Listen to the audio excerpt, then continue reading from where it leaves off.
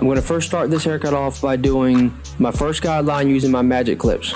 With the clipper lever closed, I'm going to create my first guideline from around the mid-temple point, a little bit above the ears, dropping it down underneath the occipital bone in the back of the head.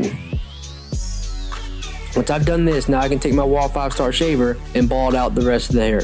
Using light pressure, I'm going to ensure I don't cause a line or take it up too high, keeping it about a 1/4 inch underneath my first initial guideline.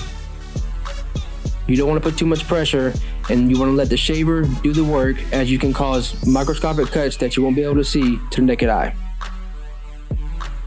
Once you're done with this, now you can take your number 1 attachment, clipper lever open, and create your second guideline. I do this in order to know where specifically certain lengths of the hair are, so that way when I'm blending, I'm not doing any guesswork. So now I'm going to take my Wahl 1919 Seniors and begin to blend the first guideline out. Using the lever open to close in certain areas, I'm going to start to buffer and erase this first line.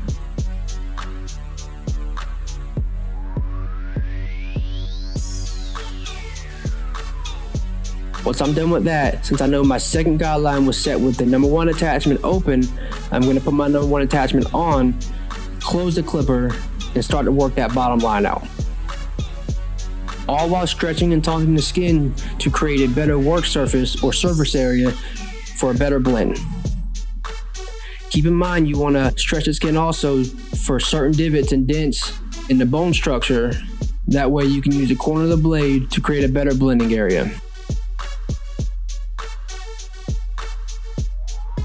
Once you realize the number 1 attachment close isn't taking enough weight out, you can switch to your 0.5 attachment or your half guard and start to erase some of that line out.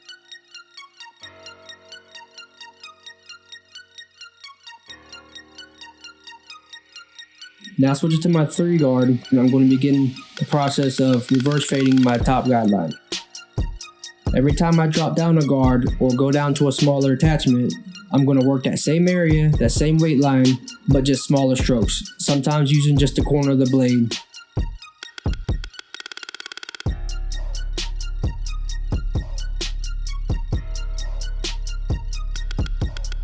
Working all the way down back to my number 1 attachment, I should be able to erase that last line of demarcation using just the corner of my blade and stretching the skin nice and tight. Once I got one side of the haircut done, I can move on to the other side and repeat the same steps.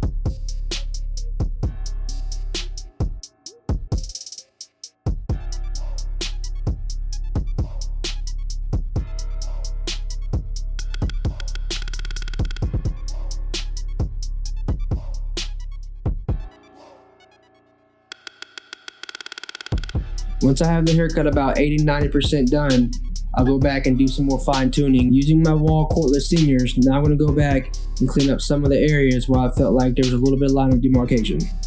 Using just the corner of the blade, you can achieve this goal. Once you're done with this, if you have any lines from where you use your Wahl 5-star shaver, you can go in with your retro T-cut liner with the trimmer inverted, light pressure.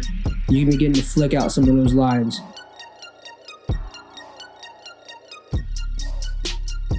Assessing his hairline, you can see that his hairline isn't perfectly symmetrical and his hair growth pattern isn't perfectly straight. You always want to be sure you don't push back his hairline or go too far into the temple areas or the corner. You can still give him a nice clean and crisp edge up to complement that fade. All while using light pressure and working from the middle to the sides to the corner.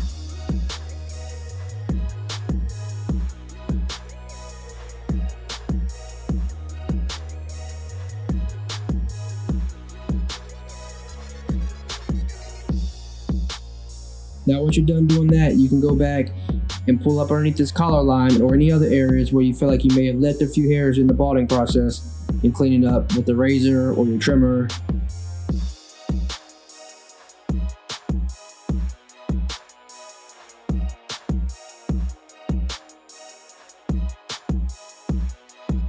This is the mid to low drop fade.